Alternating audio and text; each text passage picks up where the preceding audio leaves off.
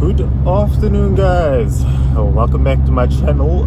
So today I'm gonna do some lowering. Okay, yeah, I was gonna try to do some lowering. Stops it, you know. Yeah, I was gonna try to do some lowering on my car, but I first wanted to do all the testing on. Hold on. I wanted to do all the testing on the red car first. So while I was doing that, I realized I can't actually do what I was gonna do. But I'm still gonna do what I'm gonna do, if you understand me. But anyway, yeah, so I'm just going out to Bright's Hardware to get some supplies. I got the top hat of the red car suspension over there, and then yeah, I'll get you guys in. Okay, just got out here by Bright's Hardware. Yeah, this place literally has everything except for what I needed today, but I got all this, most of the stuff. So yeah, I just got the extended bolts, got some washers, got some more nuts, and then got some nylon lock nuts for the top hat, and also got some ready. Actually, wait, before I go, let's open this. Also, that's dirt. Actually, it's actually soap. It's just get a little open vibes. Ooh, it's nice for the boys.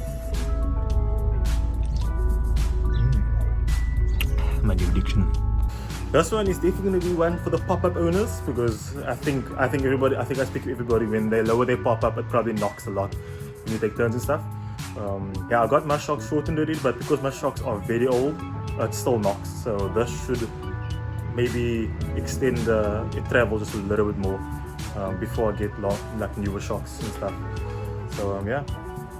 Okay, to do what I'm gonna do right now, which is flip the top hats in. You're gonna need to loosen. Loosen the top hats completely, both sides, of course. Hello, light.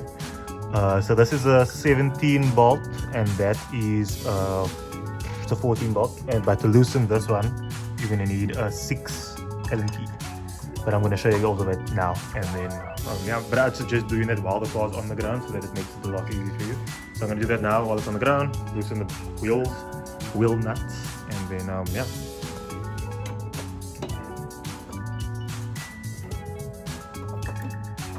Yeah, there you go. See now, it's completely more loose now.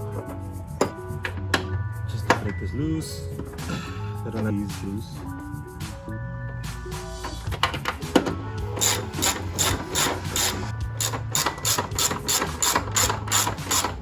Okay, now that I showed you guys how to do it on this side, I'm gonna do it on the other side and off camera, and yeah.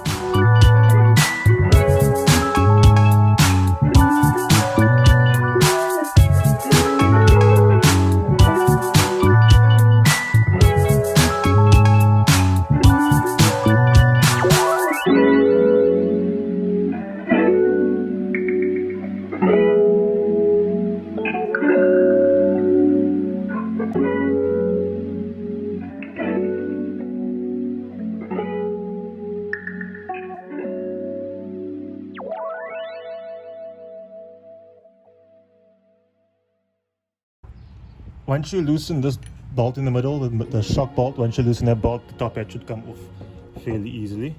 There we go. It came off quite easily. Once this bolt comes off, it comes off extremely easily, and then that also comes off with it, but it goes on like that. Yeah, so now what you need to do is you need to knock these out.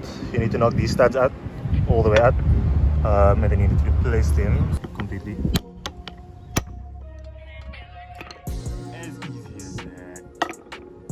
Do that on both sides. I actually found that so flippin' weird, because on this car it was not that easy. It took quite a bit of hammering for it to actually come off.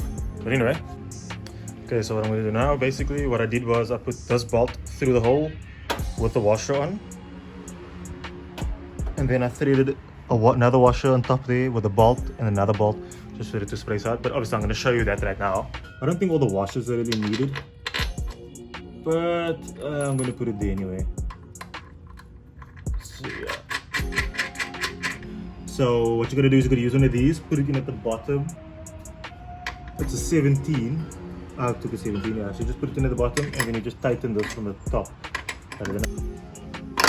Oh, flip. Okay. Yeah, if you guys can find another way of doing that, do it, because that's just going to strip the bolts.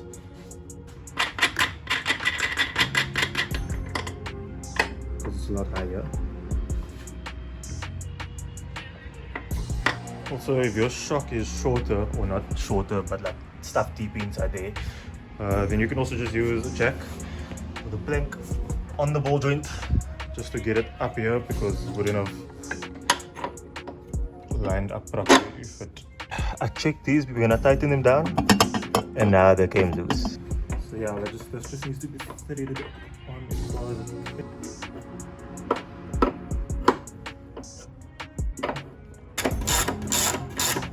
Just makes my job a lot easier. Also, my stupid me forgot to put this back on, so I'm gonna have to now loosen that again to put it back on.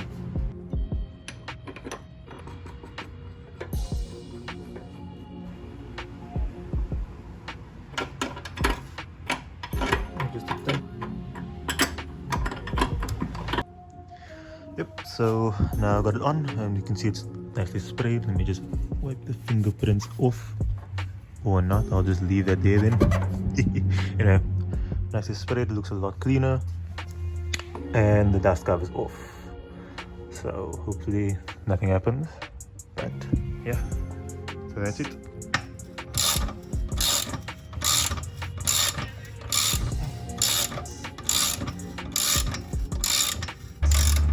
Okay, here we go.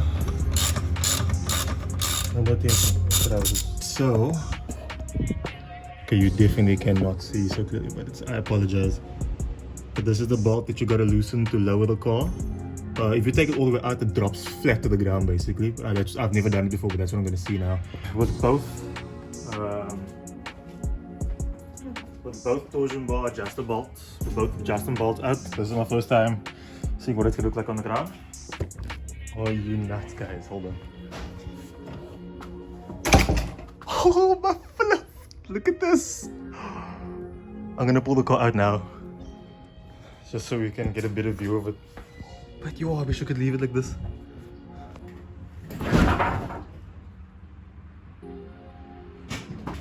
Oh, you! Yeah, this is definitely not drivable like this. Oh, you insane! Nope, that's definitely not drivable. You see this? I tried to turn my wheel and I couldn't. I genuinely could not turn my wheel whatsoever. Or I could, but it was moving my fender, and I'm not about to damage my fender just to see how this is gonna look. Okay, so after an hour of struggling, finally got the bolts back in. Yo, it was flipping terrible, and I would suggest never, guys, never ever flipping take that bolt out unless you like really want to do it. Then do it, but it was such a struggle for me to put it back that I wouldn't never flip and do it again. Like I was thinking, okay, I'm probably gonna do it the first Sundays. That's a meet coming up soon. I'm probably gonna do it the first Sunday just for the look, but no. It was too much of a hassle just to put the bolt back. But now that I know how to do it, I probably could do it faster, but it was way too much of a hassle. I was in and out under the car. But yeah, so now I'm just gonna take it for a test drive, so I can feel how the shocks feel. It actually seems quite firm already. Well, they're not gonna love it. But yeah, I'm just gonna take it for a test drive, and then yeah. Okay, so just driving in the area. One of my main problems at the moment is the knocking, but so far it hasn't knocked once. Like, okay, you hear that? That's the mud flaps. Yep, there we go. Okay, so this side is the mud flap, that side was the tire rubbing, but let me just go faster over this and see what happens. Oh! Okay, there we go. Okay, so it does still knock. It knocked now. I don't know if you guys heard it. I felt it, but it did knock, so... Okay, so all in all, the car does drive a lot better. Also, I've got both my spotlights now working. So, yeah, so the car does drive a lot. It does feel a lot better at least. It's just the fact that the wheels are rubbing quite a bit.